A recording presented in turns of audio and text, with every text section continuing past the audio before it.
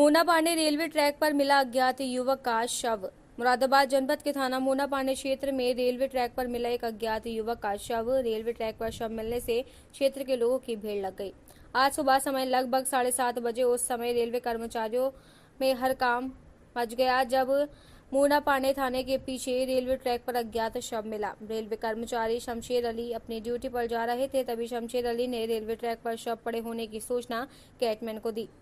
Gateman ने शव मिलने की सूचना जीआरपी पुलिस और क्षेत्रीय पुलिस को दी। मौके पर पहुंची क्षेत्रीय पुलिस ने शव की पहचान करानी चाहिए, लेकिन पहचान नहीं हो पाई। वहीं राहगीरों ने मीडिया को जानकारी देते हुए बताया कि युवक को देखकर ऐसा लगता है कि जैसे युवक ट्रेन से गिरा हो।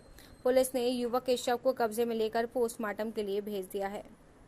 अनवर हुसैन नाम है। क्या मामला है? मामला ये था सर, हमारे गांव के ही हैं शमशेर भैया, वो ड्यूटी पा रहे थे। जब उन्होंने देखा तो ये लाश बॉडी पड़ी थी यहाँ पर। देखने के बाद में उन्होंने इसे गेटमैन को बताया।